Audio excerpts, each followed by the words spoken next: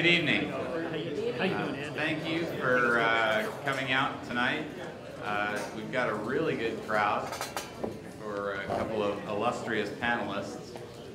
Really appreciate people coming out to hear. We've got some attendees from fairly far away places. We have a couple of people from our student chapter in Las Vegas that drove out here after class today just for the event. So, highly appreciated, Northrop Grumman and Mr. Stephen Gwynn. Tonight there's no photography or audio-video recording except for Northrop Grumman personnel. The panel Q&A sessions are being recorded for your information, and we're working to see if we can get that posted at some point. There is a microwave at the back of the room if you need it. The badges that you got when you came in, please return those to the check-in desk. When you're leaving, please bust your tables and separate your recyclables. Bathrooms, far end of the building, emergency exit, right there. And if there's leftover food, feel free to take advantage of it. So as many of you already know, the objective of our section is to further, within our territory, the purposes and the programs of the AIAA. These dinner events are one of the things that we do. We want to encourage communication between the engineers and the scientists in our section, encourage original research, and improve public understanding of our profession. Membership, we got various levels of membership. You can be a full member, associate, student, teacher memberships. Student memberships are reduced cost. K through 12 teacher memberships are free. And then the conferences that the AIAA puts on, SciTech, AIAA Space, Aviation, Defense and Propulsion and Energy conferences. Some large ones. These are the ones that are planned for 2018. First one is in January 8th through 12th. And Space this year is in Florida. This last fall, it was also supposed to be in Florida, which was going to be the first year it was in Florida. And as many of you may know, a little thing called a hurricane got in the way of that one. They canceled the event. What have we done in our chapter recently? For dinner events, July, we had the planetary defense from near-Earth objects. We had the Apollo 11 Viking anniversary as well. Aircraft safety and thunderstorms. We had a deep stall event where we learned about the Air France accident tragedy a few years ago. Dr. Zubrin was here at the end of August talking about Mars Direct. Really engaging presentation on the Super Hornet by a former test pilot. And then here we are today. If you're not receiving the notices, leave your email address at the table at the front and Ken will get you added to our list. What we've got coming up, December 5th, we've got spin testing of the DG-1000 at the Manhattan Beach Library. We've got an event the 25th on the F-22 and the F-117 from the Jim Brown Test Pilot School, and one of the most, I think he's got the most hours in stealth aircraft of any Air Force fighter pilot. We've got a Boeing speaker talking about the destination deep space gateways, and you can see the rest there. Our dinner event is May 10th this year. We do have some books for sale. Dr. Brodsky was one of our senior members. Wrote a very interesting book on the cutting edge. All the proceeds from that book go to our AIAA Scholarship Foundation for our chapter, and the proceeds of those scholarships go to local students that win the various local science fairs. We judge their applications and award accordingly. There is an event next year, the International Space Development Conference, that's coming up in May. It's fairly large. Last year, I think there were 1,100 people that attended ISDC. It's going to be right up the street here at the Sheraton Gateway in Los Angeles. It's focused on space travel this year. Buzz Aldrin is going to be one of the plenary speakers. Dr. Sullivan, former astronaut and current NOAA administrator, is one of the speakers. Dr. Rolf Danner from JPL will also be there, and Bernard Cutter from United Launch Alliance. So that would be an interesting conference. I'd encourage you to attend.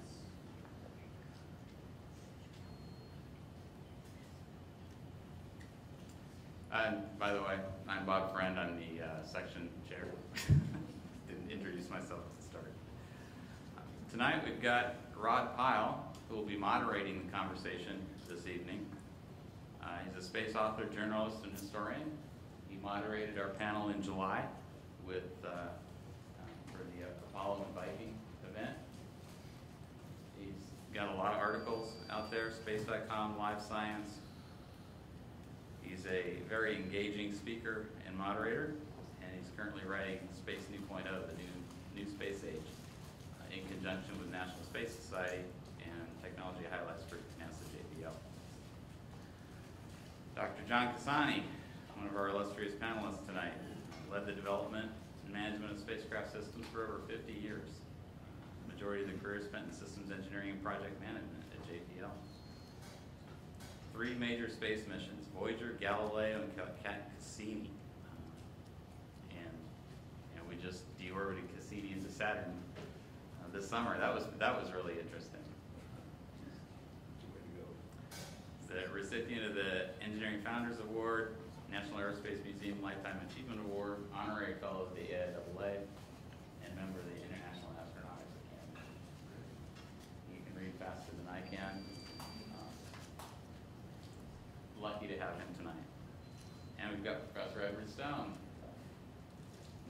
internationally known physicist, project scientist for the Voyager program, graduate student at the University of Chicago, inspired to enter the fields of planetary science. Born in Knoxville, Iowa, and got his degree at Iowa's Burlington JC, went to the University of Chicago. Of course, some very illustrious other individuals have gone. And joined the staff at Caltech as a researcher, becoming a full faculty member in 1967. Voyager project scientist in 1972. And coordinated the 11 teams of scientists investigating Jupiter, Saturn, Uranus, and Neptune. Fascinating.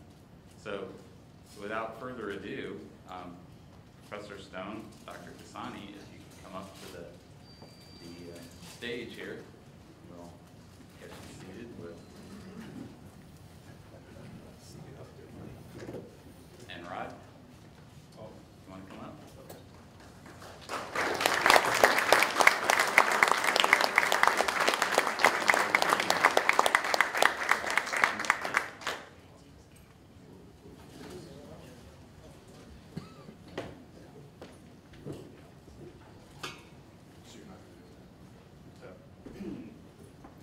You sit down. You can sit down. Want a microphone? I'll get them. Do you need any notes? I'd like to present those to you. Thank you for coming out this tonight. Might show recognition. They're not on yet. We're not going to really Excited to hear the stories. Can you hand wave these or? At least one. Yeah. Okay. Testing 1, 2.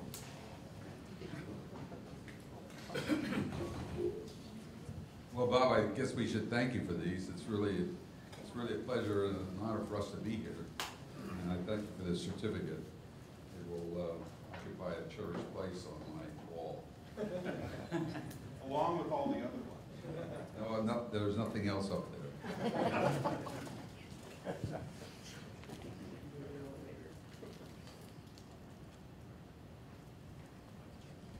Good evening, everybody. It was a slow drive down here, but I'm glad we made it in time for this evening. 40 years in space is a very special time. In fact, it's unique. So we certainly enjoy sharing with everyone the journey so far. We can't hear you in this part of the room. Okay. Yeah, I will next time, thank you. There we go. Well, thank you for your gracious accepting of those awards.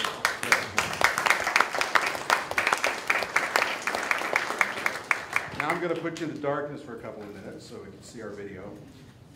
So thanks everybody for coming. It's wonderful to see it turn out like this, and I have to say I feel very honored and privileged to be on stage with these two guys.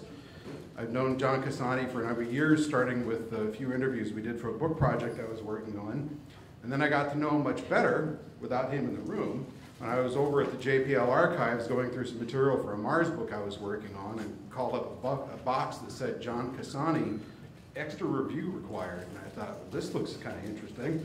So I dug in, and a lot of them were memos to headquarters, I think from the Voyager years, with some very candid opinions.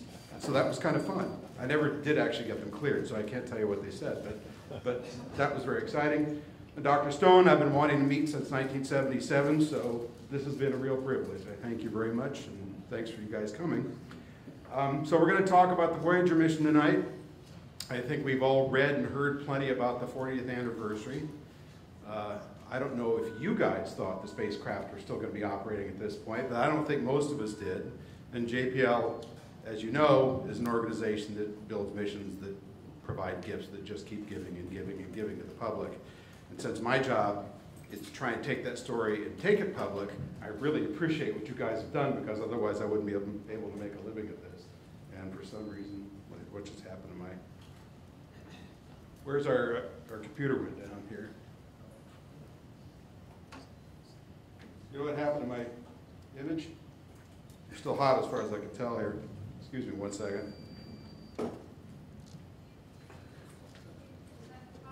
There we go. Okay, great. You weren't supposed to see that. So what I thought I'd do, I created a short video because the other ones I looked at were fairly old. How many people here have seen the farthest, the new doc? Okay. So this is just a couple of minutes. Has nothing to do with that documentary, I'll tell you right now, because I didn't want to borrow any of their shots. That's not nice.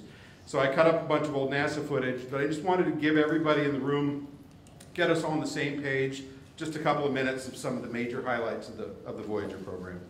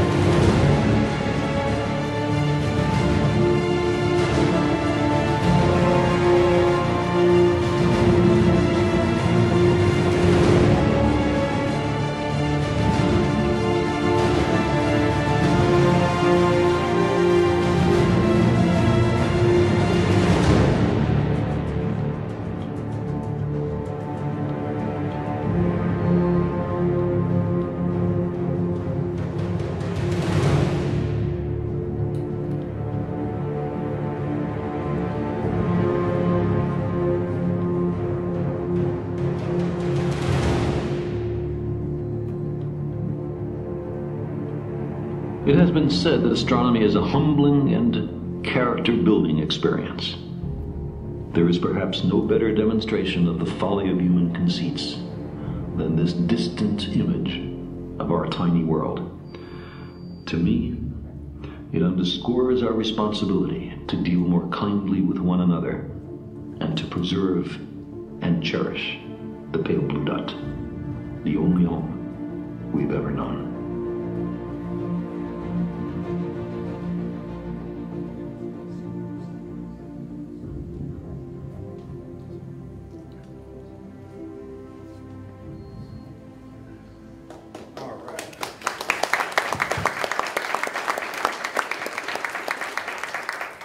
I just want to go back to this for a second because we already heard their bios, but I had to work very hard to get theirs down to size and mine up to the same size because they've got all these medals and things. I'm still waiting for my first one, but I do appreciate the certificate from here, so that's definitely going on my wall because it'll be the only one besides my college graduation certificate. So I just wanted to give a quick review of what I think we all already know before we engage with these gentlemen so that they don't have to do all the heavy lifting. Both spacecraft launched in 1977, Voyager 2 first, then Voyager 1 second. Launched a Titan 3C out of Canaveral, I think. And this was kind of the last chance to reconnoiter the entire solar system. What at the time were all the planets except for Pluto, but now it's all the planets, right? Because Mike Brown demoted Pluto in 2005, so you guys got them all. That's pretty cool. It was picked up where the Grand Tour left off, and that was canceled. So it was, I think, 175 years before the next similar alignment. So we got encounters of Jupiter and Saturn, with Voyager 2 continuing to Uranus and Neptune, and of course Voyager 1 heading out for its interstellar mission after encountering Titan. Explored multiple moons in each system and discovered a whole bunch more. I'm going to let them talk about that in detail where they think it's appropriate. This is the first real chance. Pioneer 10 and 11 did a quick dash past Jupiter and Saturn, but the imagery from that was a very low quality compared to this. It was not a system really intended to return high-res imaging. So this is the first real look at those complex weather systems and so forth, and some of the patterning that was happening in the rings of Saturn. So, I mean, I can't even begin to do the Voyager mission justice here. I just wanted to give you the briefest of overviews.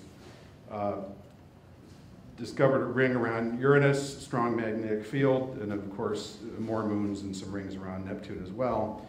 And also this is the earliest data, I believe, that we had on the possibility of subsurface oceans on the icy moons, which, as you know, has become a very hot topic and is a really big deal.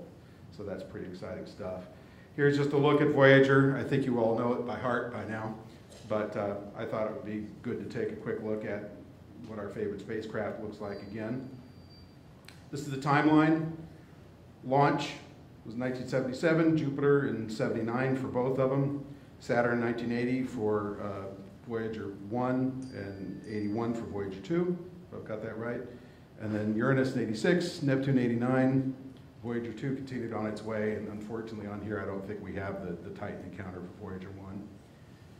And of course the gold record. I think we've heard a lot about this over the last couple of months because of the anniversary, but it is important to note that this was our second interstellar message, the first being the plaque on the Pioneers and the second being the gold record on Voyager. And I'll just close this part of it by saying there was a very interesting article, I think it was in Atlantic about 2 months ago, of a gentleman who I think was a graphic artist who said, you know, I want to try and decode the Voyager record knowing nothing about technology, nothing about audio engineering. I'm just going to give it a shot. So he got a copy, one of the reproductions that they put out, and he got himself an old turntable off of eBay and a phonograph needle and tried for the next 6 months to get images off of the disc. And he finally did do it, but he said it was really, really difficult, so he felt sorry for any extraterrestrials that picked up on this without a jukebox. And for people who've never seen one possibly, that's a phonograph cartridge, and that's how you retrieve the data from the Voyager records. And that's where they're mounted on the spacecraft. So I think before we go to this, I just wanted to point out we had hoped to get Suzanne Dodd here to talk about the interstellar part of the mission. She wasn't available, but this is Voyager Mission Control now. It's not at JPL anymore. It's down the street in a little office park, in what you may know better. To me, it looks like a former health insurance office or something. I mean, it's a little tiny office with little felt dividers and so forth. A couple of banquet tables set up with a couple of Sun workstations on them that are about the vintage of the later parts of the mission, and they still work. And that's where they run Voyager Mission Control with about 12 people. So it's very impressive. That's Suzanne Dodd to the left. I don't remember the gentleman on the right. But that's basically how you run the tail end of an amazing space mission that's gone on for more than 4 decades. So I'm going to now close this up and come over here. Where'd the third microphone get to? Here, you can use this one. I think they had one for me. Where the third mic ended up? Ah, there it is. One should be enough. We shouldn't all be speaking at the same time. Then we have to pass it back and forth. Can you dump the projector too? Yes. I'm going to pull around this way. Yeah.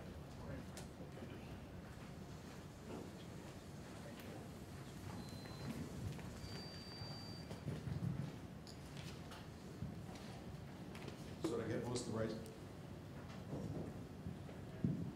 this working? Yeah. Did I get the video right? Pretty good. Okay, good. Can you dump the projector, please? Ken. All right, so I thought what we might start with is talking a little bit about how this mission came to be. Because you had one called the Grand Tour that was in the planning, and that was going to be big and spectacular and kind of expensive. And my understanding is that Congress said, I don't think so. And come up with something else, and you guys kind of saved the day here. Well, can I start on that one? I'd like to back up just a little bit, because the whole trick to getting this mission done was to go from one planet to another. And that would not have been possible had it not been for the development or the discovery of gravity assist as a way of using energy from the gravitational approach to one planet to send the spacecraft on to another planet. That technique was discovered by a guy by the name of Michael Minovich, who was a graduate student at UCLA. I think it was in 1964. And it was sort of a curiosity. It had great promise, but nobody had really lit on what to do with it at that early point in time. And then 2 years later, a graduate student at Caltech by the name of Gary Flandreau discovered this very rare alignment that occurs between the outer polar planets. That's what led to the Grand Tour. You said 175 years, but if Charlie Colhays was on this stage, he would have corrected you and had said, no, 176 years. No, but that's a line that's taken from the Farthers film. If any of you have seen the film, you'll recognize that. Anyway, Flandreau discovered this, and it so happened that the opportunity was coming up in 1976, 77, and maybe 78. And that immediately caught the attention of anybody in planetary science. Hey, this would be a big mission, but it came to be a problem. It was going to take, I think, 10 years to get to Neptune. And at that time, you have to think about the technology. I mean, we've been building spacecraft, a series of Mariner spacecraft, I think the first Mariner was in 62. It was actually, thank you. If I do that again, please remind me. It's not, when you get to be my age, holding your wrists stiff for very long becomes a chore. No, but I need this hand. Oh.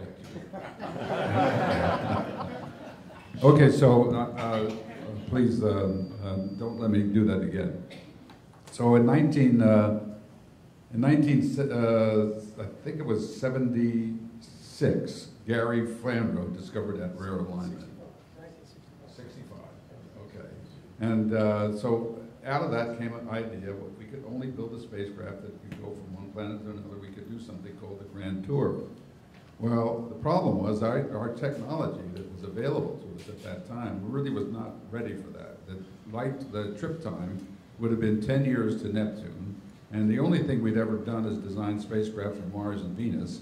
A trip to Mars was 9 months, and the spacecraft operated for another year or two after that. That was gravy, but the design requirement was 9 months or a year, and that was our technology was based on. But if you ever had an old VW, you know that they'd come out with a new model every year, but they didn't look very much different. But there was definitely incremental improvements, and from the first Mariner missions, and actually the first Mariner spacecraft were the two to Mars in '64, up until Mariner 10, which was in 1973. Thank you.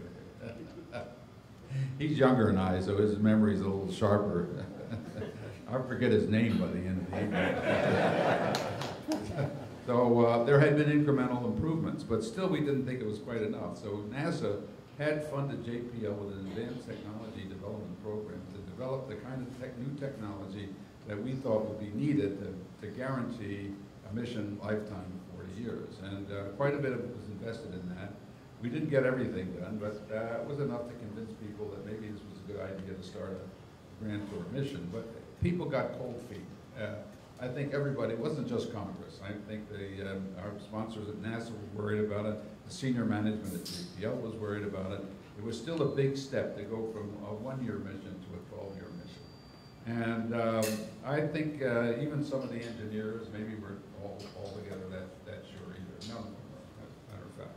So they canceled the mission, and Bud Schermeyer, who was the project manager before me, and I'm sure Ed was in on it too, and Dr. Pickering, who was the director of JPL, came back to headquarters and said, wait a second, we don't have to cancel the whole program.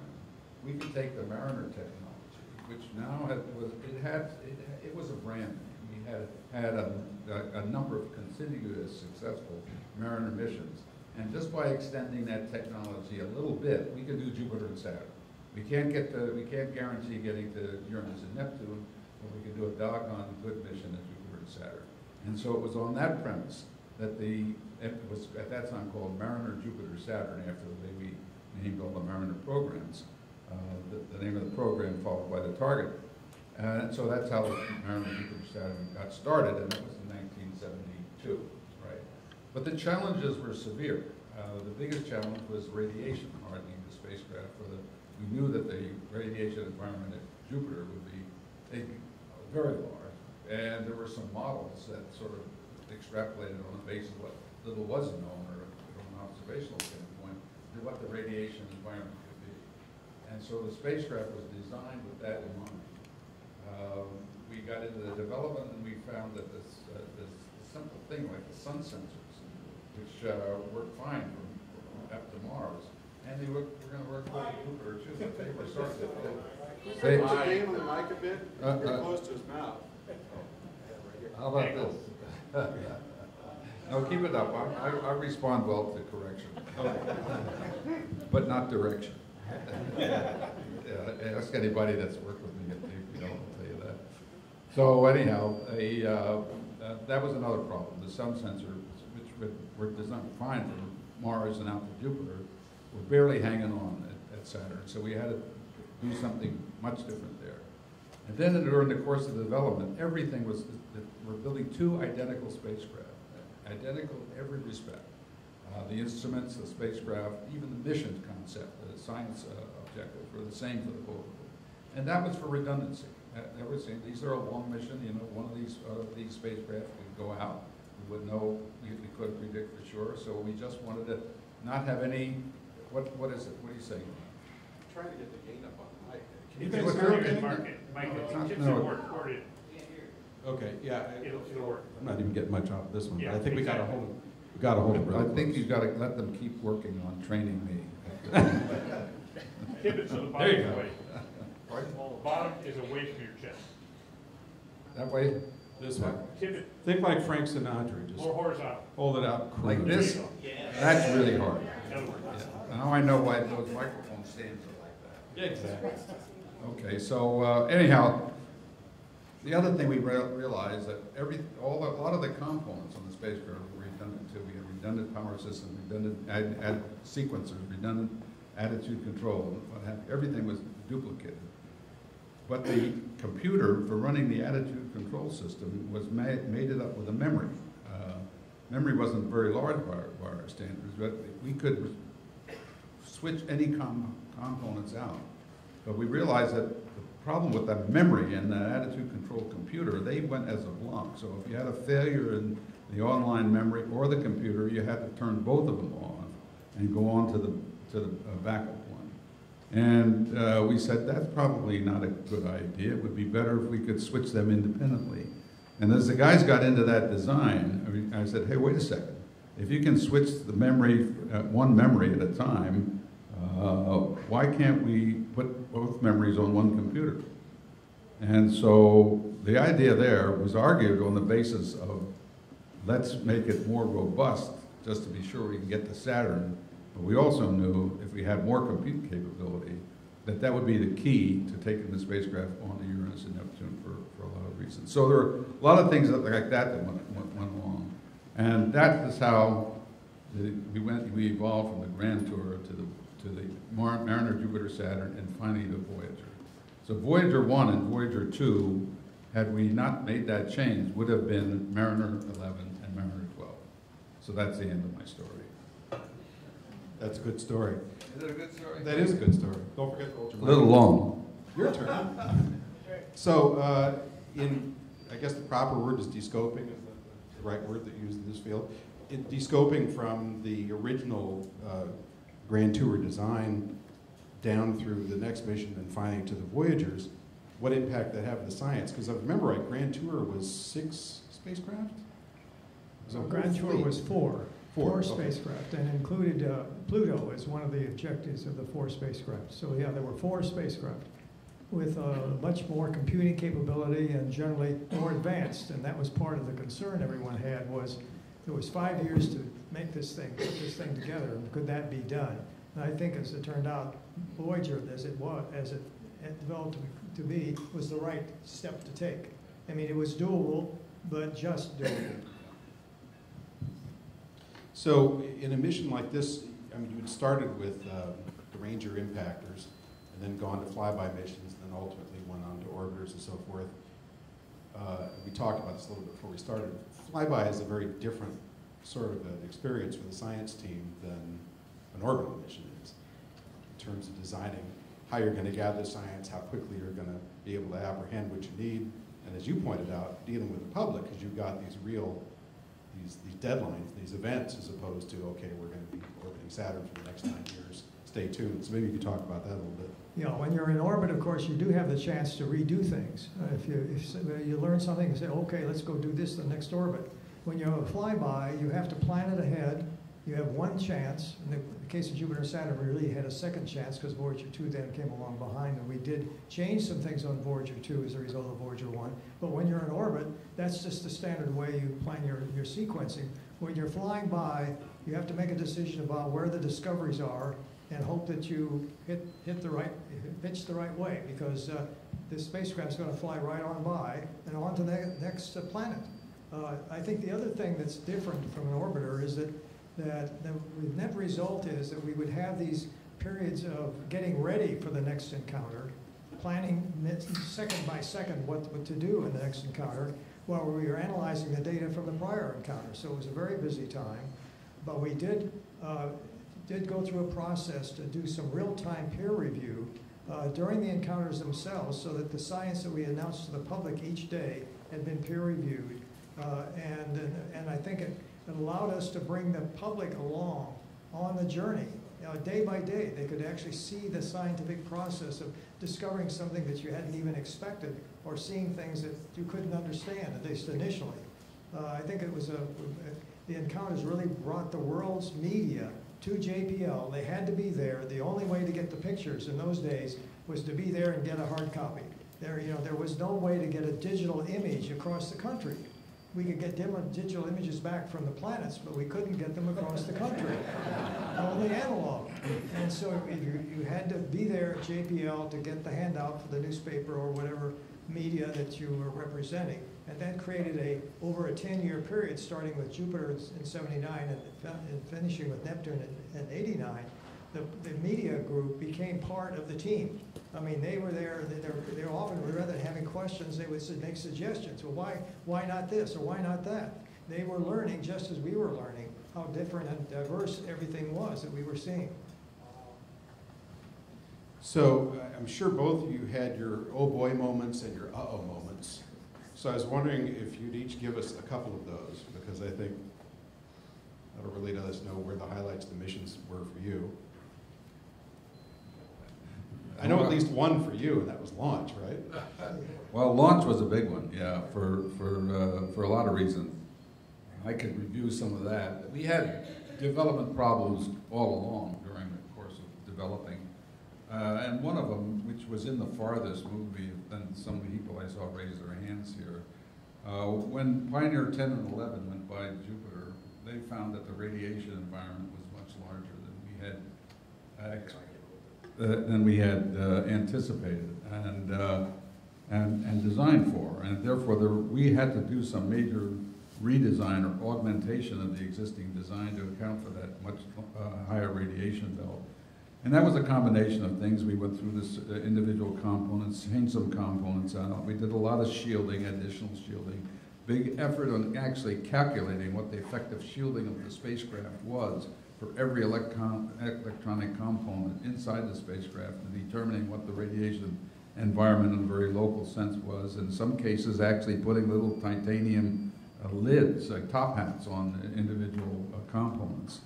But, you know, so then things went along pretty good, but then all of a sudden, because the people who were doing the analysis of the Pioneer data were keep coming up with new understanding and new insights. And one of the new insights they came up with was that going through the radiation belt, there would be a possibility of inducing static electric charge on the cables and the external to the spacecraft.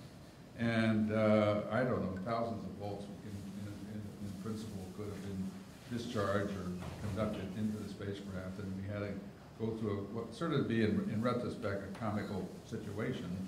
Not really having time to do anything fancy, we did the only practical thing, and that was, and this is covered in the movie in the farthest, we went out and bought a lot of aluminum foil and wrapped the external cables and everything else with aluminum foil. I mean, we had rolls of it.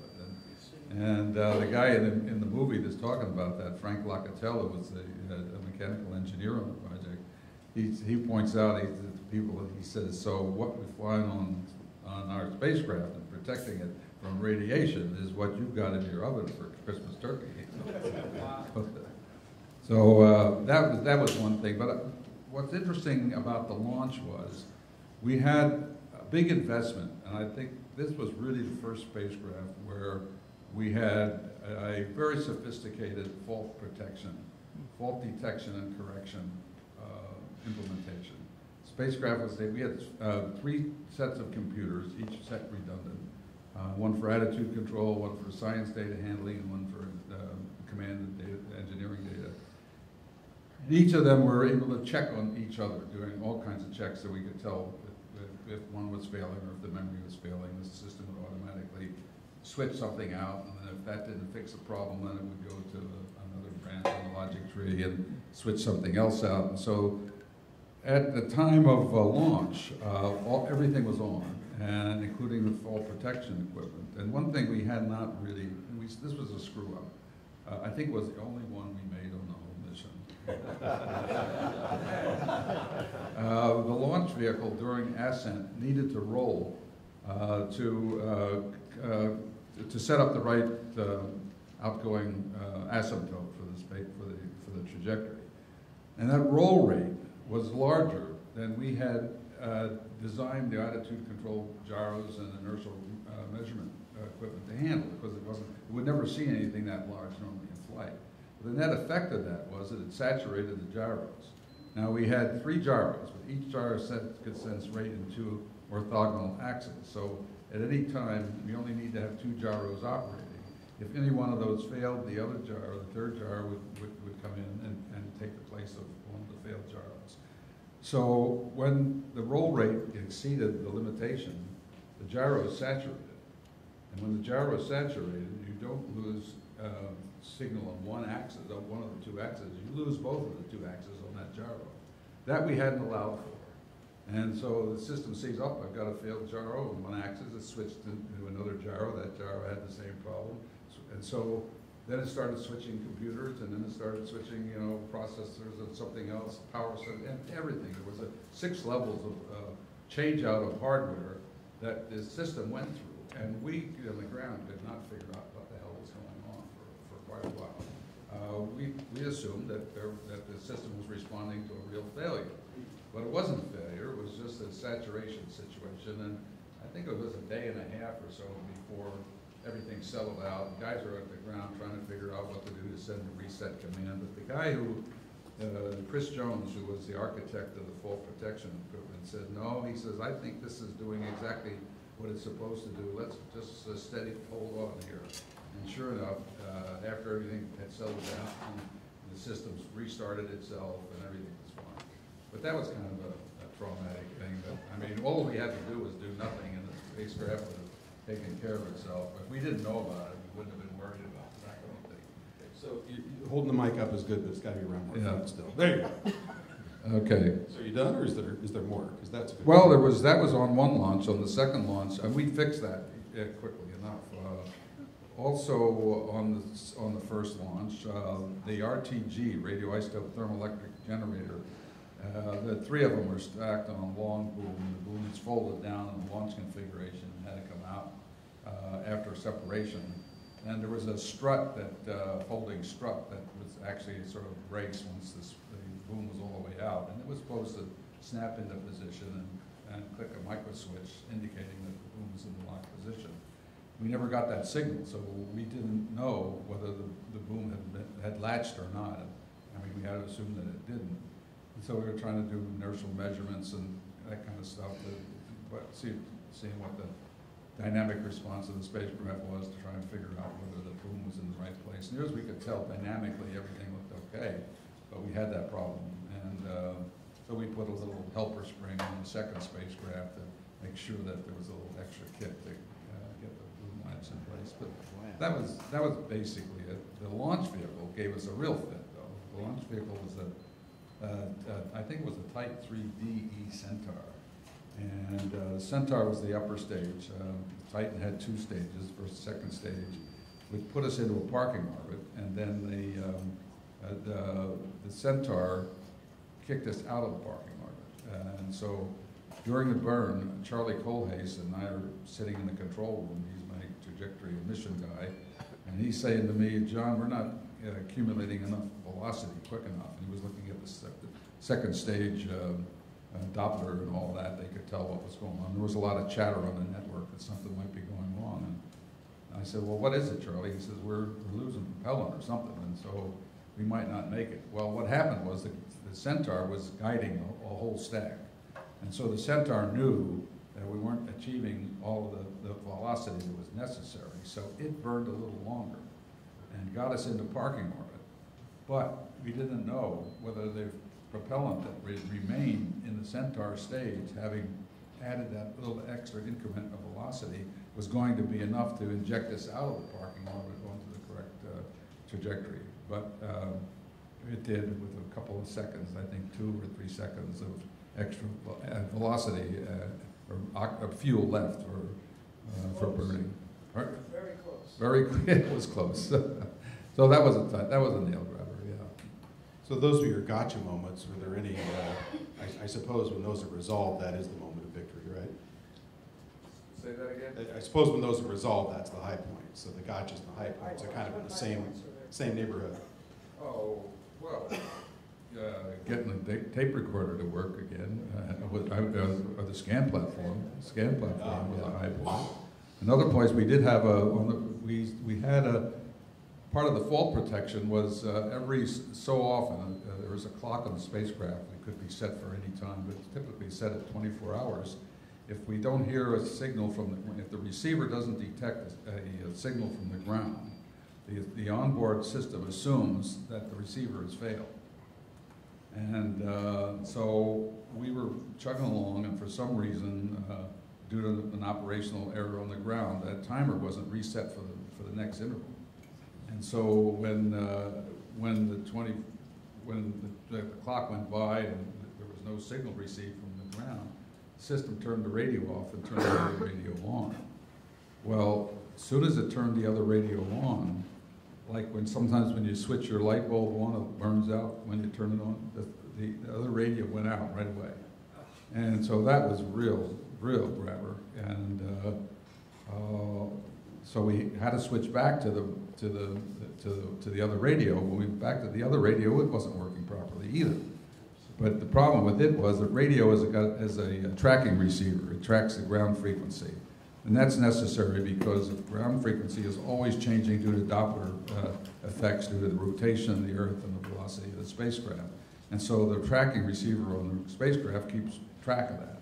Without that tracking loop working, the receiver just went to some nominal setting on its dial, so to speak. And what we had to do was tune the ground transmitter frequency until we found where that was, and then try to keep the ground transmitter on that frequency, which changed with temperature, but nothing else. So the guys did a real amazing thing. They came up with a way of calculating what the Doppler shift was or should be, and programming a voltage-controlled oscillator at the DSN station to automatically shift the transmitter frequency to keep to account for the Doppler shift. And so that happened on the way to Jupiter, I think. And so that great receiver has been working in that mode now for 40 years. So it's working. So you asked, did anybody ever think it was going to be working for 40 years? Nobody ever thought to ask themselves that question. There was a few of us, though. If you had asked me, do you know, can you think of what will go wrong? I can honestly say we couldn't think of anything that really would end the mission. And that was our design goal. Don't do anything that will be a built-in end to the mission. When we fix that sun sensor problem, we fixed the sun sensor so it could work out well beyond Neptune. It could work to Pluto. And then put in some extra circuitry. But there was nothing other than propellant that we knew of that could end the mission. And that's the best you can do. That's what we did. That's great. Okay, so for you, your highs and your lows. Well, I think just to follow on this last thing that John described, it's interesting that when we launched, we did not have the capability of returning any images from Neptune. That was all done after launch. It was done by using these really tiny little computers to help take the smear out of the images by maneuvering the spacecraft in just the right way so that as the long exposures you have at Neptune didn't blur. That was all done after we flew by Saturn. We enlarged the Deep Space Network. The 64-meter antennas became 70. The 26-meter antennas all became 34.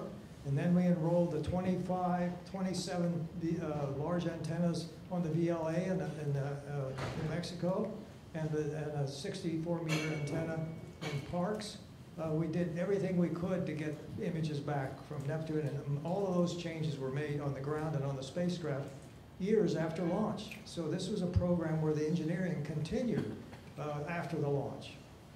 Yeah, and it was able to continue because we had done what we had done with the memory before launch. We figured we could configure it so that one computer could take advantage of both memories, effectively doubling the size of the memory. And that was key, not only to what Ed was just talking about, programming the spacecraft to be able to compensate for what otherwise would have been smear effects, but it was also enabled us to put some coding into the data channel. Yeah, that's another interesting story. That when we, one thing that John did, we were trying to have developed the X-band traveling wave tubes, and they were, as not expected, having problems creating tubes that were going to work and survive all the environmental tests. And so the decision was made to put on a separate coder, a Reed-Solomon coder, for which there was no decoding available, but put it on, and so as a way so that if we had to do an S-band mission, which had much lower data rate capability, that we would have a more efficient coding system, and we would, at that time that happened, figure out how to decode it. Well, it turned out, we launched, we didn't need it because the TWTs were all working by the time we launched. We launched, didn't turn that unit on until after Saturn, because as we headed off to Uranus, we needed to use everything we could to take advantage of the bit rate, the reduced bit rate. and turned it on. It worked. Of course, by that time, Moore's Law was helping us on the decoding, because you just build spatial purpose computers and decode it, which we could do easily in the 80s and could not have done very easily at all in the 70s. So, kind of pursuant, I'm going to nag you a little more about the last question, which is if you were writing for space.com, and they would say, okay, what were the top 5 science moments for the Voyager missions, especially because with Neptune and Uranus, we haven't been back. So, well, it was quite groundbreaking. One way to think about it is that before Voyager, the only known active volcanoes were here on Earth. There were no active volcanoes anywhere else. And then we flew by Jupiter's moon Io, which is about the size of our moon, 10 times the volcanic activity of Earth. So that's the kind of change that Voyager was creating in what we thought we understood about Earth or the solar system. Before Voyager, the only known nitrogen atmosphere was here on Earth. Then we flew by Titan, a large planet-sized moon of Saturn, and it has a denser nitrogen atmosphere than here on Earth. Not a little tiny feeble one, but a stronger one. But no oxygen, methane, and in fact, enough methane in the right conditions that we predicted that there would be methane rain, liquid natural gas raining on the surface, creating lakes, which would create methane clouds. And that's exactly what the Cassini mission really revealed when they got there with the radar system. Sure enough, there are lakes of liquid hydrocarbons on the surface of Titan. And there are evidence of rivers had been created, dry riverbeds that came from the probe that Cassini carried. So again, our barocentric view of planets and the solar system was being really stretched. And it was just time after time. I remember having an interesting media moment when they passed Io, because a lot of the smaller news stations were referring to it as Moon 10, because they read Io as 10. Yeah. They didn't read their media guide. That was the problem. We've moved on to the interstellar mission, and from both an engineering and a science perspective, what an incredible thing. And I think, especially on the science side, it was fascinating how long it took to decide that we were actually there. So if you could talk a little bit about moving to that realm. Right, well, the sun creates this huge bubble around itself. The wind of the atmosphere of the sun is streaming out at 1 million miles per hour. It's supersonic, so as it approaches a planet, a shock sets up so it can flow around the planet. And that bubble grows and grows and grows, gets, of course, lower and lower pressure, because going down like the square of the distance. So by the time you get to 100 times as far from the sun as the Earth, you have very low pressure, and that's finally in balance with what's outside.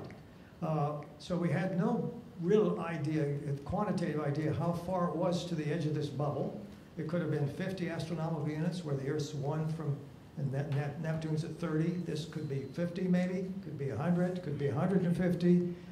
We really didn't know how strong the pressure was outside, so we couldn't tell exactly how big the bubble would be. So as we passed by and completed this Jupiter-Saturn leg of the mission, that was the original objective. One spacecraft successfully flying by Jupiter and its moon Titan. We did that with Voyager 1. That allowed us to leave Voyager 2 in the plane of the planets and head on to Uranus. And that was called the Voyager-Uranus interstellar mission, because Voyager 1 was then headed toward interstellar space, no further planets. When Voyager 2 then completed the Uranus encounter, we had the Voyager-Neptune encounter mission, which took us to Neptune. And then after that, finally, we had the Voyager interstellar mission, which we've been on since 1990. So it's a real challenge when you have a mission where we could not explain how much farther it was, because nothing had ever been there before, and it was just unknown what was outside, at least sufficiently accurately that we could predict and say, yes, give us 2 or 3 more years and we'll make it. So we had some times when the question was, why don't we just turn this thing off? Because after all, from 1990 until 2004, there was no indication we were getting anywhere close to the boundary. But in 2004, in December, we found the shock, where the supersonic solar wind abruptly slowed down and began to go down and form the tail of the heliosphere like a comet. And then it was another it was 2012, another 8 years before we actually reached the boundary at a distance of 11 billion miles from the sun. So it's really a remarkable journey. This was something we had been planning, but we couldn't really commit to because we couldn't say how big the bubble was. So this was another one of those added-on benefits, which fortunately we managed to hold it together until we reached these key milestones. And now, of course, one spacecraft, Voyager 1, has been in interstellar space since 2012, and Voyager 2 is still inside, but approaching the boundary within the next year or two, but in a very different place. So the boundary undoubtedly will be quite different where Voyager 2 is in the south and where Voyager 1 was when it left, which was up north. How sure were you that there was a bubble? Well, we knew that the solar wind was there, and the solar wind had a pressure, and it had to run into something. We knew there was stuff in interstellar space. There's a wind that comes from the explosion of supernova that occurred 5, 10 million, 15 million years ago. That's coming from a particular direction, and that's what gives the heliosphere, its comet-like shape, is the interstellar wind. So we knew there was something outside pushing back against the sun. We just didn't know where that was going to be. So does every star, in principle, have a sheath or a bubble? Yeah, they're called astrospheres, and this was actually predicted by Gene Parker, who predicted there would be a solar wind. He predicted that stars would form these spheres. He called them astrospheres. And finally, the first one, we've been in one. All the planets were well inside this. We crossed the boundary of interstellar space at 121 astronomical units. The Earth's at 1. So that's how far out the edge of the bubble is. And it moves around as the sun's activity and pressure varies over a solar cycle. So when we look up in the sky through telescopes, we ought to see a bubble around every star? You can't see the bubble because it's empty. It's really a vacuum. It's a better vacuum. You can see, what you can see is if this is the nose of the heliosphere, there's a wind that comes like this, and the wind has to be deflected around it, and in that deflection, it glows. And so it's the bow wave that we can see. And I could show you an image from the Hubble which shows the bow wave in front of an invisible astrosphere. And the bow wave glows because it's being ionized just like in the neon light. So the bow wave tells us there's an astrosphere behind it. Okay, I'm taking control again. So you've officially been on this mission since 1972, right, or on the project since 1972. The only guy on the project that hasn't had a promotion since he started. So this interstellar boundary had some career implications, I guess, right? Because there's a certain number of years past that where you're not going to be continuing the mission any longer. Well, we have, because the power supply for there are three reasons, I think, at least three, the reason why the spacecraft has kept going so long. Power. It's the natural radioactive decay of plutonium-238, which has an 88-year half-life.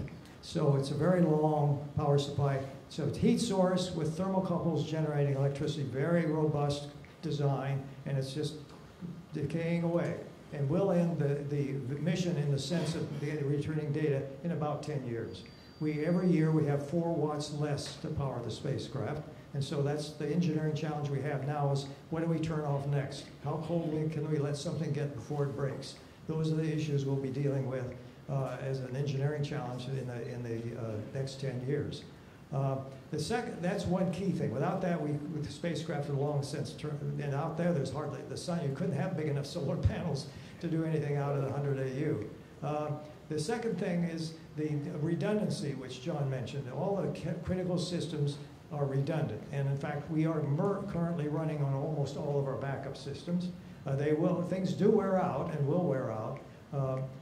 And the third thing is we have Jupiter to thank for. That is, because of the radiation environment, its radiation effects are sort of aging. Parts degrade, and their gain goes down. Their capability goes down. So we had to prepare for this very rapid aging at Jupiter. But having survived that, it meant that what's left could handle the normal aging quite well. So I think we have Jupiter to thank for the fact the spacecraft actually has lasted already 40 years, and we hope is good for definitely another 10 years. So same question for you, in terms of the interstellar mission, what are the limiting factors on the engineering side? I mean, covered part of that, but. Well, no, that's it. I mean, he just covered the whole thing. We're going to run out of power, probably in, I don't know, another 5, 10, 15 years. I think around 1928 or something like that. About 10 years from now. About 10 years from now, and that's just due to the continuing radioactive decay of plutonium-238. The other thing is, eventually, even if the power supply never failed or never depleted, there's still a limit to the communication distance. Eventually, we get to the point that we just won't be able to detect the signal and know that there's something out there. And when that would happen, I'm not sure, but I think it's well beyond when we lose power. Yes, it is. The power, if nothing breaks, the power is our ultimate limitation, because it's just the natural radioactive decay. We can't save it. We can't turn things off to save it. We might have to use it when it's there. So it's the natural limiter in the spacecraft. And then something could break. Something could break, obviously. Right. And the other thing, there's a limit to how much propellant's left, right? Right. We control the attitude of the spacecraft with momentum wheels, but eventually the momentum wheels saturate and they have to be unloaded, which means you have to spin them down. And the spacecraft would turn in reaction to that if you didn't fire gas jets to hold the spacecraft constant. Now, the thing that causes the spacecraft to turn is really solar pressure. And the solar pressure is practically non-existent. So the momentum wheels don't load up very much at all. So I don't know when the gas will run out, but that would be the other thing eventually. Okay, well, I feel like I've hogged all your time. I've got another page of questions here, but I want to turn to the audience to see if they have any questions before I burn up the evening. Anybody? Sir. Momentum wheels were an issue on some of the earlier craft. Is that a concern on these? It looks like they've lasted very, very well. Well, we don't we don't use them all. Can you repeat the question? Yes, are we concerned about reaction wheels? It turns out we don't use the reaction wheels except when we do we do rotations of the spacecraft for calibration, and so normally they're off. But yes, the gyros are always a concern. Fortunately, we're doing fine with the gyros at this point. And as John says, we have plenty of gas, so we can do the rotation maneuvers under gyro control, and then they'll offload that. To what star systems are Voyager 1 and Voyager 2 heading to? Where are they headed? It's interesting that I can tell you the stars that they will encounter in about 40,000 years. But they're not there today. They are actually moving at 100 kilometers per second. Voyager's moving only 17 kilometers per second. The star is coming to meet Voyager, really. That's what's happening. That's how fast the stars are moving relative to each other in this neighborhood. That's more answer than you bargained for, isn't it? Yeah, they found that the Voyager spacecraft were not where they're supposed to be. There was some kind of problem where they're trying to figure out if they don't understand gravity properly, or if it's the solar system. Your question has to do actually with the Pioneer spacecraft, where they tracked it very accurately. Pioneers are spinning spacecrafts, so they don't have little thrusters firing all the time. And they tracked very carefully how fast the Voyagers were moving and found that there was a tiny difference between what they had calculated and what was happening to the spacecraft. Something like 1/1000th of the acceleration of gravity, a really tiny effect. They have since reprocessed all of that data and see that it changes with time. So it's not a fundamental physics problem. It has to do with outgassing and things from the spacecraft itself. And providing a little tiny, very tiny thrust. 1/1000th of a G is a very tiny acceleration.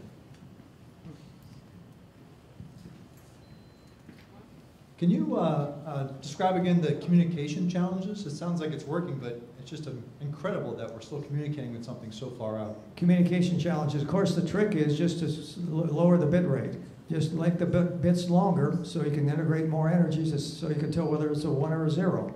So we purposely picked 160 bits per second right after Neptune because we felt we could continue with that, and we've been using it. We could reprogram to go to 80 or 40, but in fact, right now we can still cover with one 70-meter antenna or two 34-meter antennas.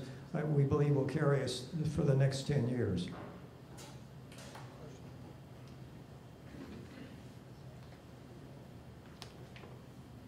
On a single flyby of a planet, what's the probability of being able to see the moon as well? Is that sort of by luck or plan? What's the probability of seeing what? One of the moons on the planet.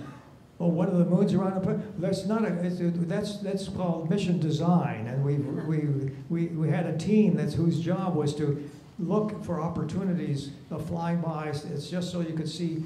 Let's look at Io and Ganymede on this one. And then on Voyager 2, we said, no, now we've seen those, let's look at Europa and Callisto on the next one. And so you look for times, and you do your timing of your encounters to best optimize how many moons you can see. So it's we probably, and it's, I think Charlie Colcase once said they looked at 1,000 different, ran 1,000 different trajectories through these orbital systems to find the opportunities we had to see different moons.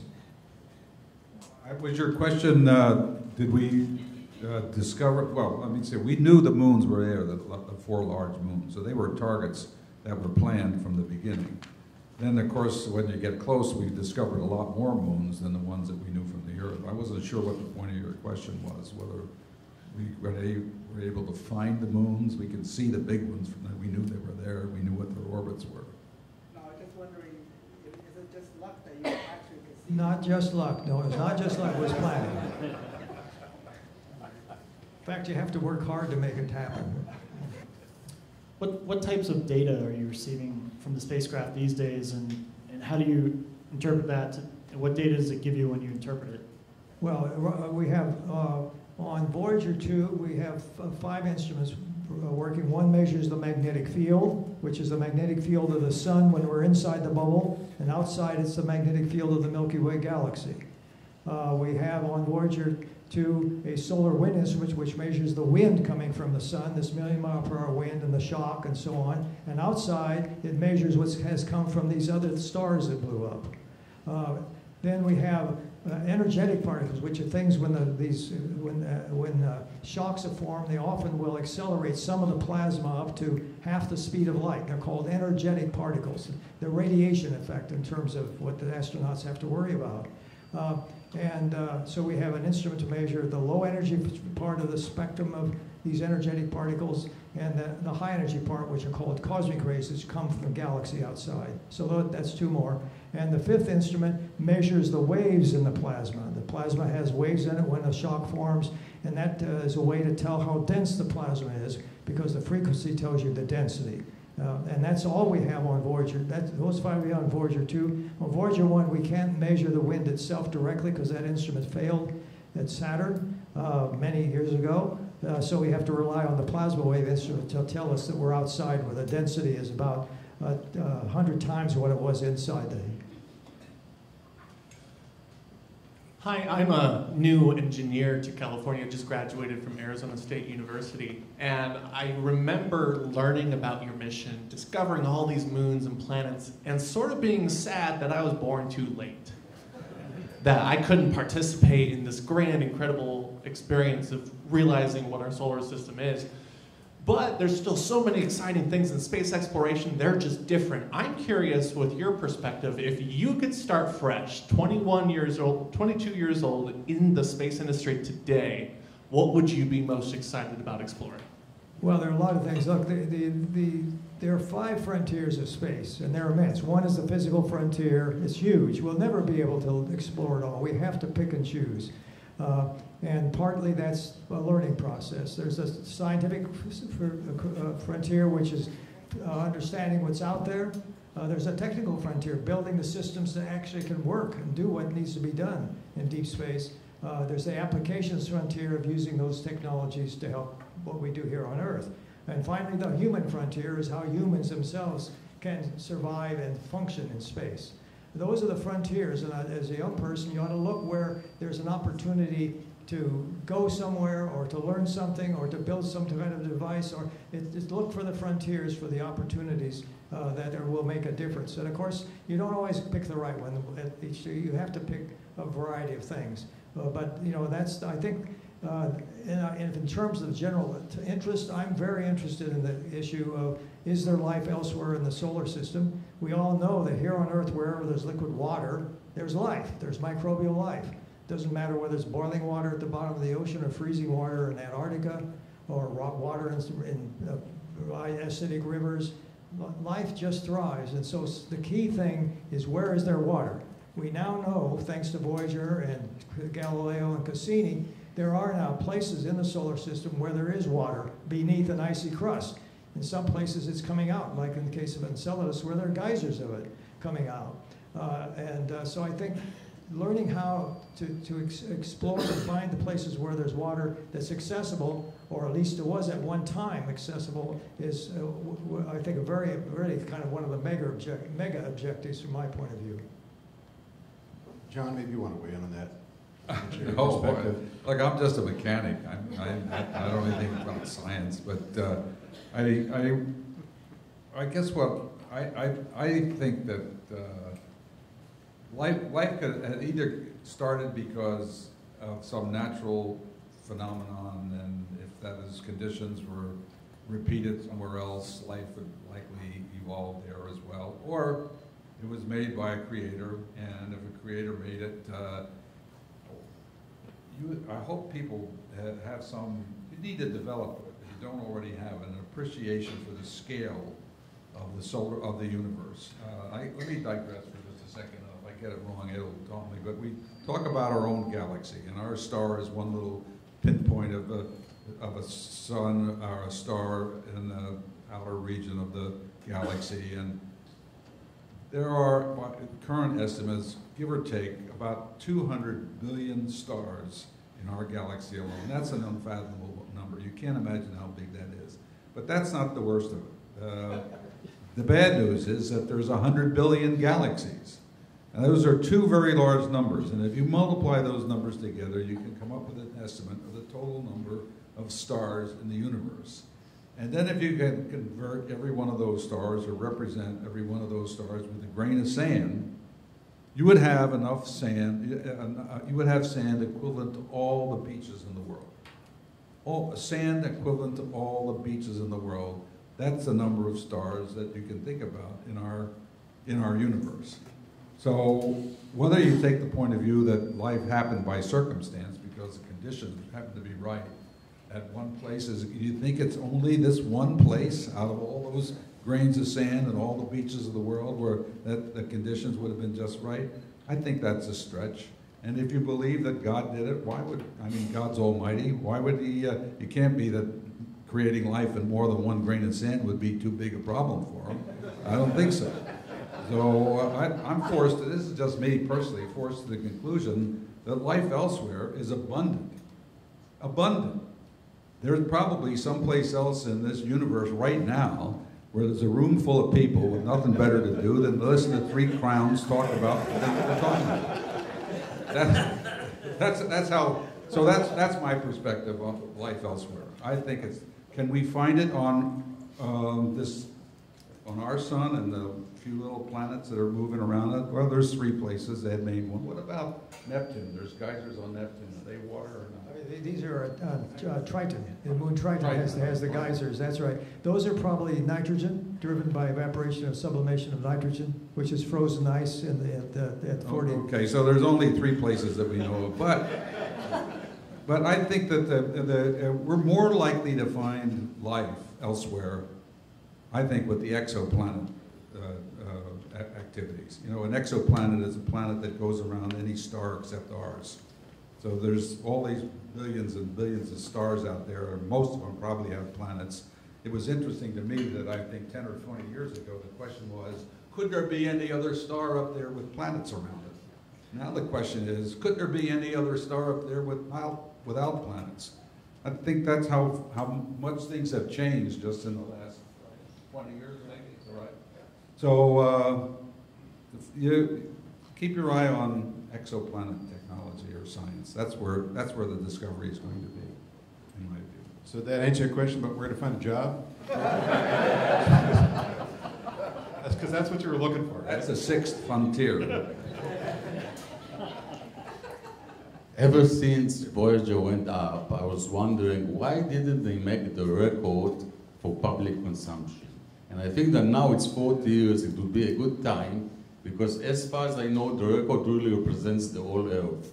There's greetings in every language, there's music from Beethoven to Johnny B. Good, everything is there. Why not make the record so everybody in a DVD form, that everybody can buy it, identify with it, and maybe make it as a fundraiser for NASA? Well, if you've got $98, you can buy it. Really? Yes, I just bought one myself. Okay. There's, I think, at least 4 or 6 programs on Kickstarter that are selling them, and there's a version that's available on Amazon, because everything's available on Amazon.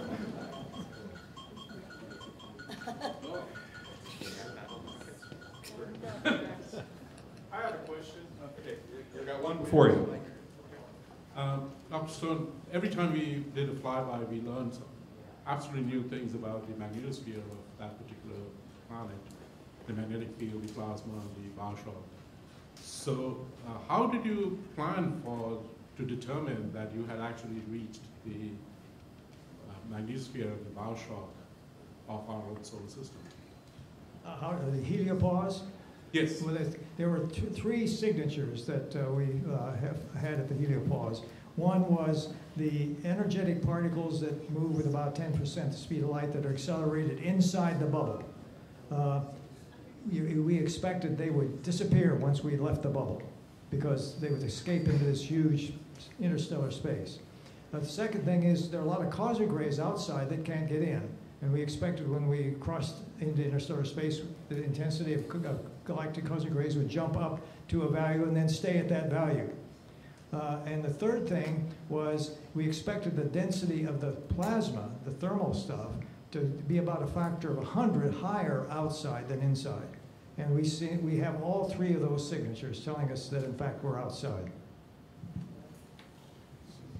If I recall correctly, though, getting there was a little touch and go because it seemed like it was folded almost like a brain tissue. One challenge we had was the one signature we thought we should see was that the interstellar magnetic field, which is aligned like this, let's say, was different within the solar magnetic field inside like this. And we didn't see that difference. And the reason is the interstellar magnetic field is wrapped around the outside. It's not nice, yeah, it's far away it would be like this, but as it approaches the heliosphere, it gets wrapped around the outside by the bow wave. And that distorted the field, and that's what confused us for a while. We said the field doesn't look like we expected. We expected this. And the models just weren't detailed enough to tell us, no, you should expect it like that outside and inside both. But now they are. Yeah, they both, yeah. Well, now they explain what we discovered, right? So that's always a problem. And that's the reason Voyager 2 is important, because I expect there it will be different. The wrapping will be different where Voyager 2 is than where Voyager 1 is. Is there another? Yes, this one is for John Casani. So, little digression from the science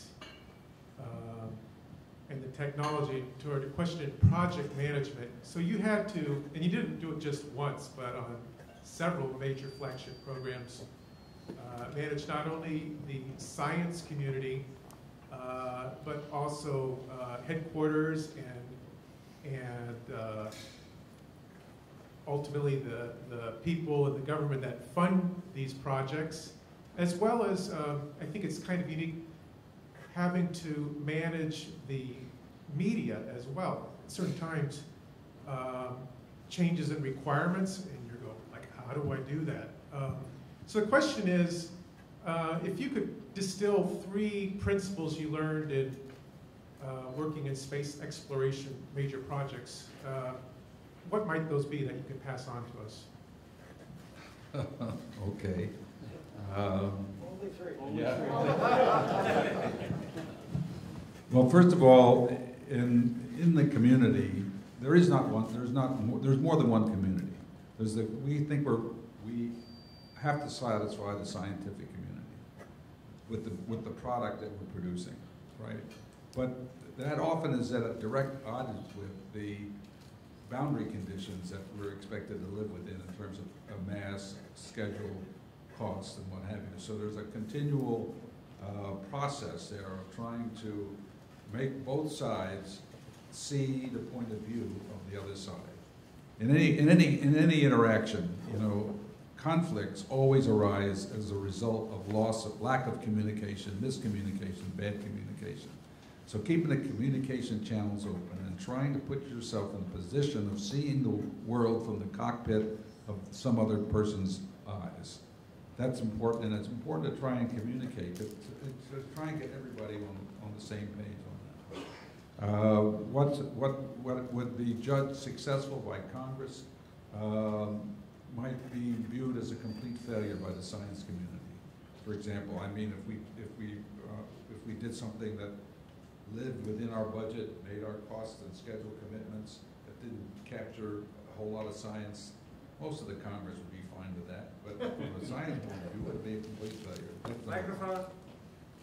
Microphone. Okay. So that would be one thing. The other thing is that we work with people. People are the whole answer to it. And a mission like Voyager only took, what, 7 years to launch? 5 years. Well, from 72 to 77. So that seems like, to me, that was a long period of time. But for him, it was nothing, right? I mean, he didn't even get started until my time was over. My job was done 2 days after launch. You know, his didn't start until 2 years after launch. And we've been going ever since. So getting people on the same page, getting people to all work toward the same goal line, and to keep the goal more or less in front of everybody. Everybody will pick their own individual objective function unless you, and again, that's communication. You got to continually talk to remind people what's important, what are the criteria, competing characteristics, we call them. And why this is important is because you have 1,000 people working on a job, or 500, I don't care what it is. Every one of them is making a decision, taking an action every day on which the success of the mission could depend. You have to know, you have to be confident that those people are doing what you expect them to do. That's what trust means to me. If I would say I would trust you, if I put you in an unknown situation and I could sort of predict beforehand what your decision would be, then there would be an element of trust between us. If I had no idea what you were going to do in a given situation, I would say I don't trust you. Now that's a different use of the word than most people use, but trust is important. It's important to keep people engaged. These are hard jobs. People, you wind up working 60 hours a week, 70 hours a week, sometimes 6 or 7 days without a break. People can't do that without the support of their family, their significant others, their wives, their husbands, their children. So those people are just as important to the success of a mission as the actual people who are touching the hardware and doing the design. You've got to keep those people engaged. And we had different ways of doing that. My way was to have parties. I had plenty of parties, you know, and make sure that the wives and picnics so we could get the kids involved. Because well, I don't have to say any more about it. Is that free?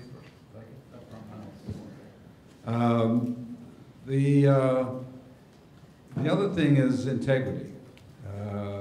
People have to feel that they can speak their mind, that they can act honestly and behave honestly in an environment that's not going to be threatening or damaging to their career. You can't ask somebody to do something unless that person believes is not good for him or her, or is not good for the project that he or she is working on, or is not good for the institution that he or she is employed by. So you have to, again, that means talking and getting the word out and repeating things over and over again. People are people, and people make mistakes.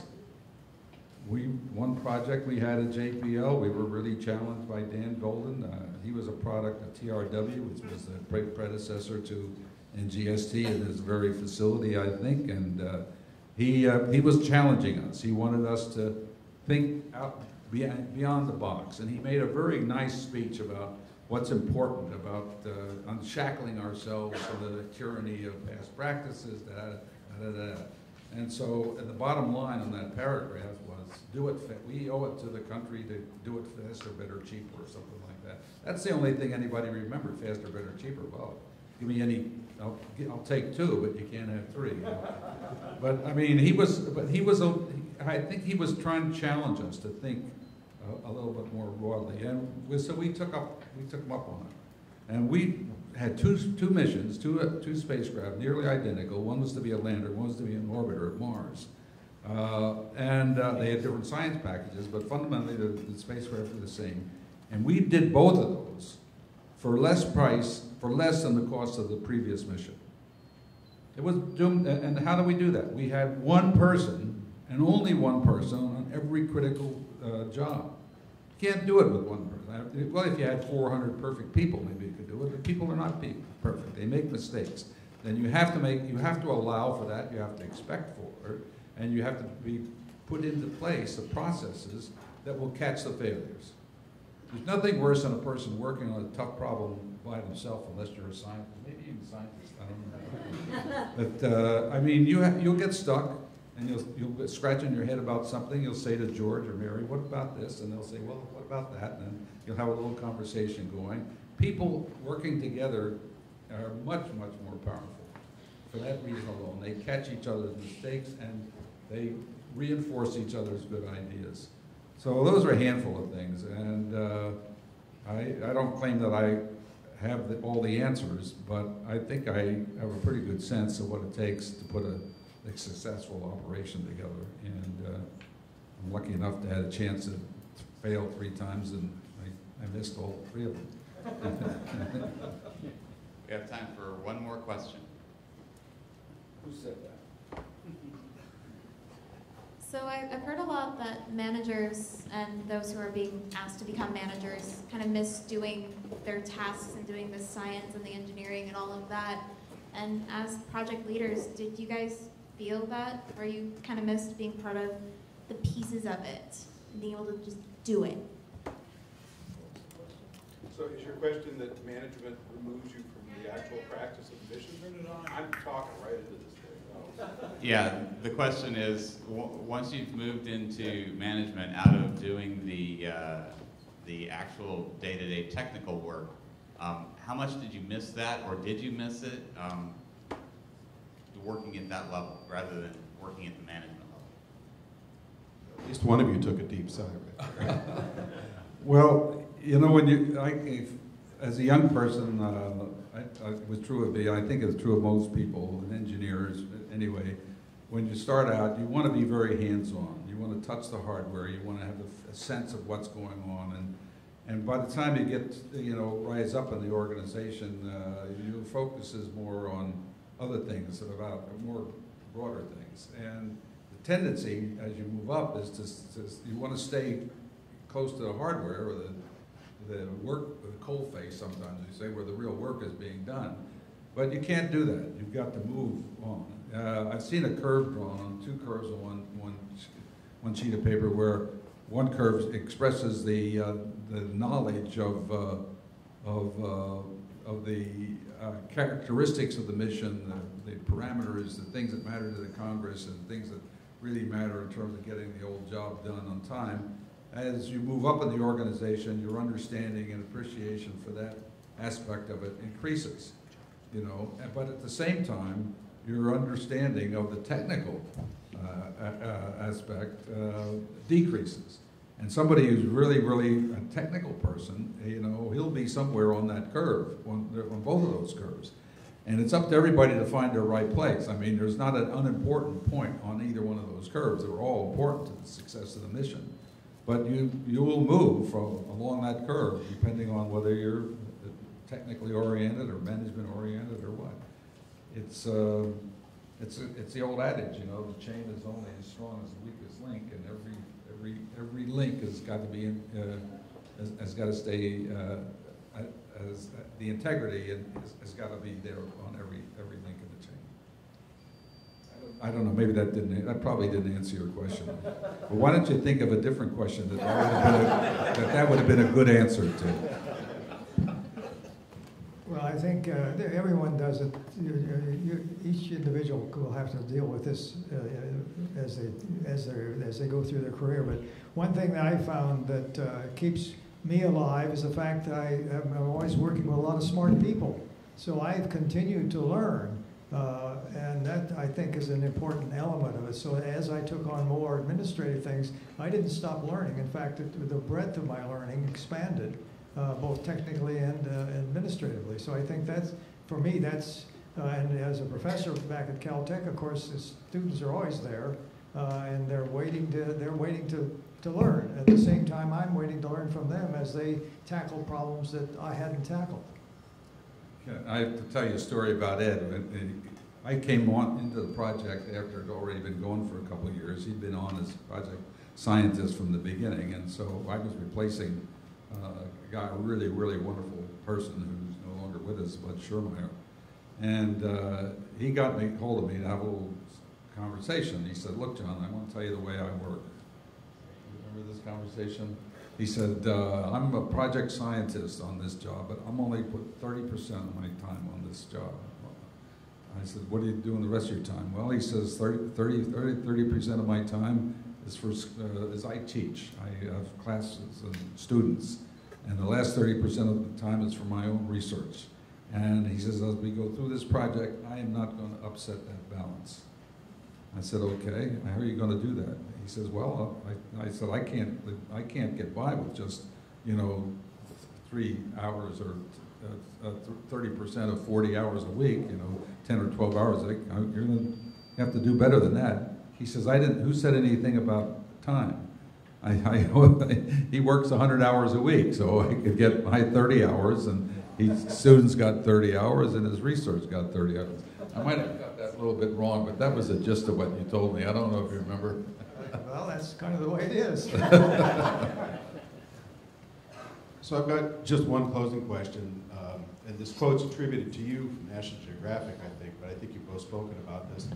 When we're talking about space missions, and I think particularly the planetary program, just because it, at least in the past, got a little less glory than human spaceflight, although I think that's changed in large part to JPL's wonderful efforts at outreach that really, I think for the Field Center, just one of the best. We do a very good job of speaking to minds, and sometimes not such a great job of speaking to hearts. And frankly, NASA's mandate isn't big on public outreach and education. I mean, there is an education office, but at least in terms of the original charter, that wasn't a huge part of it, is my understanding. So just wondering, you spoke specifically about the naming of this mission and why that was important and what that meant. And as I said, I think you've both spoken about that. So I just wonder if you could talk about that for a moment, why that's important. Well,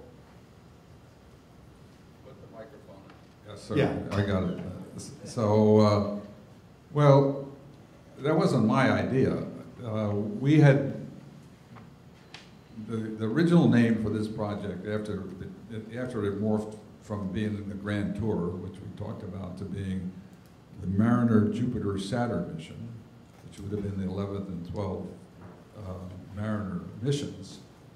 I'd worked on almost every Mariner mission. I led the design team for the original Mariner design, Mariner spacecraft design, and worked on Mariner 3 and 4. Mariner 1 and 2 were Ranger spacecraft. Mariner 3, 4, 5, 6, I worked on all of them.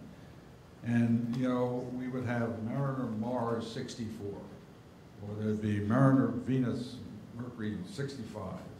And then there was Mariner 7, which was launched in 78 or some damn thing like that. And so we had the numbers of the missions and the years that they were launched, and whether it was a Mariner or going to Venus or a Mariner going to Mars, all wrapped up in the labels that we used for the missions. And I couldn't remember what the hell was going on after Mariner 8 or 9. I said, this is crazy. Nobody's going to this isn't going to mean anything. It meant something to us at the time. Because it was a shorthand way of talking to each other. But even then it got to be difficult. And then Viking came along. And they had gone, we were going Mariner, we got Ranger, Mariner, and they had Viking. Just 2 missions with Viking. That got people's, I like that, I said, so we're not going to be Mariner. In 12, we're going to be something else. And so we created a little contest for people to come up with a good idea for a name. That was in-house? Pardon? The contest was in-house at JPL? It was an in-house contest at JPL, right? Nobody else was involved in it. We didn't even tell headquarters until after we picked a name. But a lot of the people working on the project were not happy with it. And I'll tell you why, because we had big brass buckles, you know, that had MJS 77 on it, and T-shirts and sweatshirts and stationery and logos, all blazoned with MJS 77, and people were very proud of it. And I just said, well, let's go with this. Continue. It'll be okay. And do you remember Ray Heacock? Ray, he was one of the most vociferous and angry about making the change. But he came up to me about 3 years later and he said, you know, John, you were right. Voyager is a better name than MJS 77. I don't know if that's what you were trying to squeeze out of me. But I think so. Just the idea that these names have some meaning for the public and something a little more inspiring. I mean, I know that you use those original initials for your phone extension for many years, but at least for the broader public, I think they have a lot of meaning. So it would be great to come up with a new name for the last chapter of Voyager's episode, of Voyager's great adventure. But I think the interstellar mission works pretty well. That sounds pretty grand. Anything else you guys want to add? I'm sorry? Anything you'd like to add? No, I mean, it's clear that this was the timing of this mission was just right. If this opportunity, which happens every 176 years, had happened 10 years earlier, wouldn't have happened. 10 years later, it wouldn't have happened because there was no launch capability 10 years later to launch things like this. So it was a sweet spot in retrospect that had happened just at the right time. Well, I want to thank you from the bottom of my heart for coming here and doing this tonight. This has really been a treat. This was, I think, the best Voyager 40th anniversary event of all. Don't you agree?